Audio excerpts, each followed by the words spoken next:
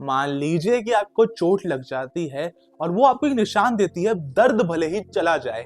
और वैसे ही आपके लाइफ में बहुत अच्छे दिन भी होते हैं, बहुत बुरे दिन भी होते हैं, लेकिन दिन पे डिपेंड नहीं करता। आपकी याददाश्त धीरे धीरे जाती रहती है, लेकिन वो फीलिंग्स आपके साथ हमेशा रहती हैं। और वैसे ही इसी कॉन्सेप्ट पे बेस्ड मैं आपको एक मूवी रिकमेंड करने वाला हूँ, जो मैंने रिसेंटली नेटफ्लिक्स पे देखी। और मात्र 1 घंटे और 50 मिनट की ये मूवी आपको फुल ऑन एंटरटेनमेंट देगी।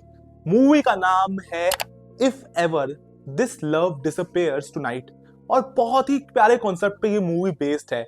और इस मूवी ने मेरा ध्यान इसलिए खींचा क्योंकि मैंने देखा कि ये मूवी नेटफ्लिक्स पे नंबर 3 पे ट्रेंड कर रही है आफ्टर धुरंधर और तेरे इश्क में।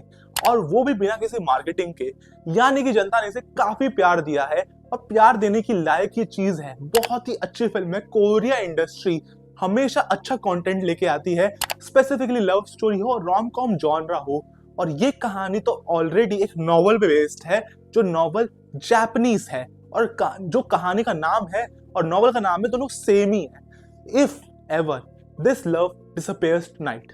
और इस कहानी पे जापान में भी एक मूवी बन चुकी है 2022 में। और अब रिसेंटली ये नेटफ्लिक्स पे आई थी, जो थिएटर्स में भी रिलीज हो चुकी है 24 दिसंबर 2026 और नेटफ्लिक्स पे 3 फेब 2026। तो ये पिछले साल 2025 में रिलीज हुई थी और 3 फेब को नेटफ्लिक्स पे आ गई। तो इसी के साथ हम इस मूवी को अच्छे और बुरे पार्ट्स की बात करते हैं। सबसे पहले बातें करते हैं कहानी की। अगर आपने एडम सैंडलर की मूवी 50 फर्स्ट डेट्स देखी है तो शायद आप इस कहानी से फेमिलियर हो, लेकिन इसका क्लाइमैक्स, इस स्पेसिफिक मूवी का क्लाइमैक्स आपको रुला देगा। ये बात बिल्कुल तय है कि अगर आपने ये मूवी देखी है तो आपको रोना जरूरी है, क्योंकि ऐसा इमोशनल क्लाइमैक्स है। और खास करके परफॉर्मेंसेस, जितने भी दोनों लीड एक्टर्स हैं जो कैरेक्टर प्ले करते हैं, झान जे वॉन और सी यून का, दोनों ही अपने तरह बहुत अच्छे एक्टर्स होंगे।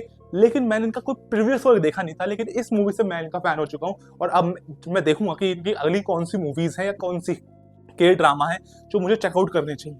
मात्र 5 कैरेक्टर्स इस मूवी में हमें देखने को मिलते हैं, जिसमें मेनली कैरेक्टर आते हैं सी यून, हांजे वॉन का एक दोस्त मेल फ्रेंड, और सी यून की एक फीमेल फ्रेंड, और हांजे वॉन के father.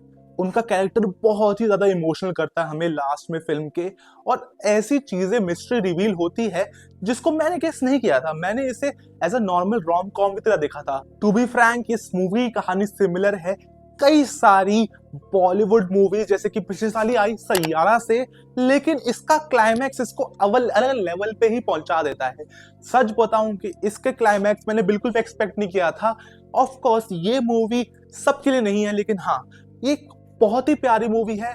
College students, school students की लाइफ दिखाती है, लेकिन फिर भी मैं बोलूंगा कि इसकी फिलॉसफी बहुत इंपॉर्टेंट है। और हम ये समझ जाएं तो हमारे लिए बहुत ही अच्छी बात होगी, क्योंकि कुछ सिखाती भी है और एंटरटेन तो बहुत ज्यादा करती है।